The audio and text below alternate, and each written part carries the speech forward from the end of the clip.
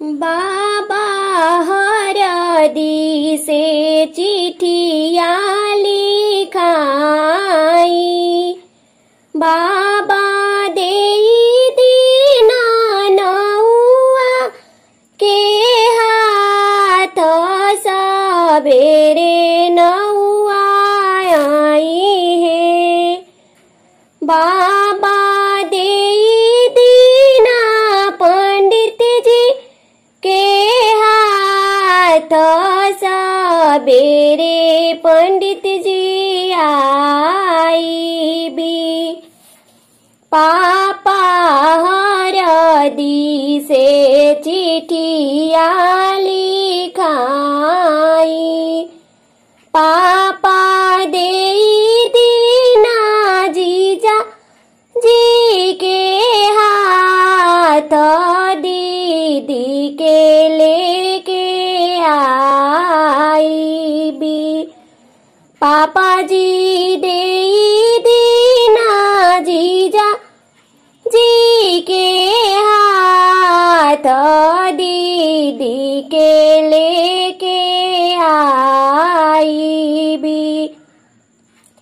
बाबू जीजा जी तोरो का हो ले आई भी।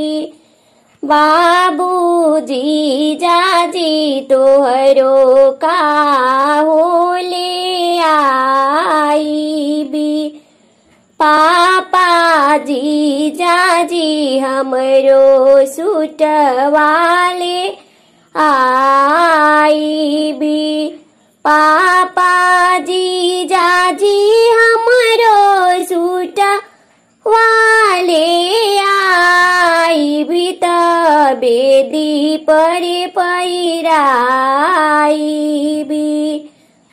पापा जीजा जी हमरो सूट वाले आई भी। बेदी परे पैराई भी। बाबू दीदी तोहरो का हो ले आई है। बाबू दीदी तोहरो का हो ले आई है। पापा दीदी हमरो सिकड़ी ले आई है। पापा जी दीदी हमरो सिकड़ी ले आई है। बेदी पर पहिनाई है। पापा जी दीदी हमरो घड़िया ले आई है। बेदी पर पहिनाई